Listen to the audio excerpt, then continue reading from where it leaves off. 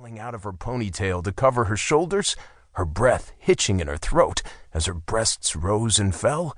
If she wanted to touch me, kiss me, no, I would never let her do that, even if she thought she should, to help out the team. I knew who and what I was, and I sensed the hidden strength in her, the purity of her power.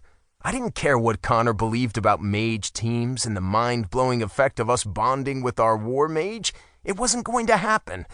I breathed out another hissing sigh as she saw me across the quad, her eyes lighting up, her face breaking into a smile.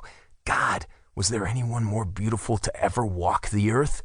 I couldn't imagine. Madigan Pierce was a queen. Compared to her, I was nothing but a troll, and I would keep her safe. Even, especially, from me. 1.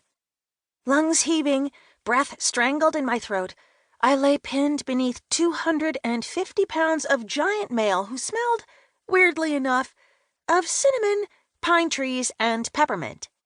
It was like being buried alive by Santa Claus, or at least 8 dozen of his elves.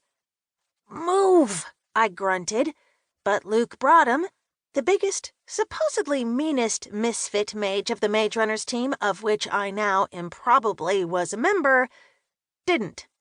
Instead, he draped his limbs more heavily over me, crushing me into the bouncy all-purpose flooring of one of Twyst Academy's dozens of rec rooms.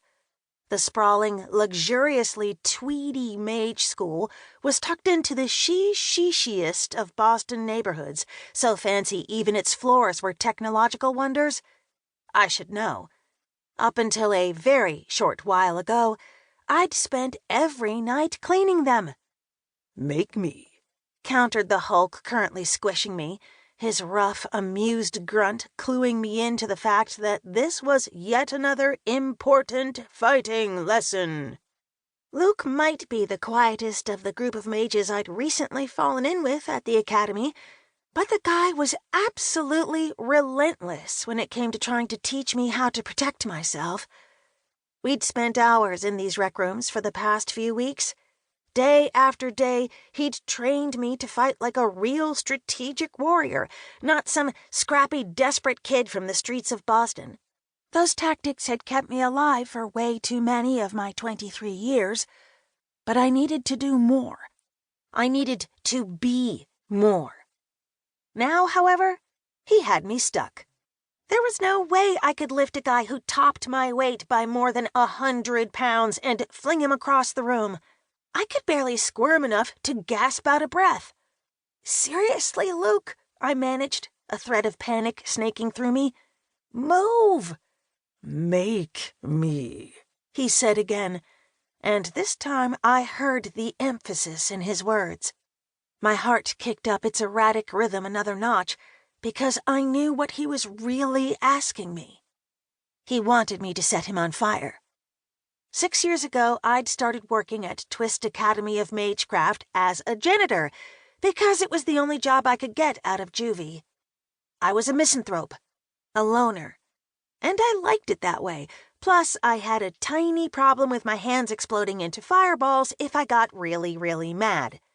My bouts of spontaneous combustion hadn't happened very often, but when they had, they'd caused me all sorts of problems. As a result, I usually kept to myself.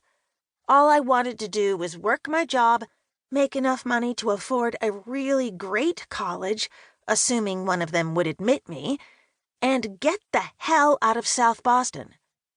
Then I'd met the gorgeous, funny, sweet, and ever-so-powerful student mage Connor Waring, and he'd introduced me to his friends. They'd convinced me to help them win their little Mage Trials college competition, sort of a quiz bowl for wizards. It involved a lot of battles and hunting for gold in a weird, magically created alternate reality only Twyst students could access. As it turned out, having your hands catch on fire in the Mage Trials was a good thing, at least if you could control it. But now Luke wanted me to use my magic in the real world, like on purpose. And on him. "No!" I gritted out, my words little more than a breathless squeak.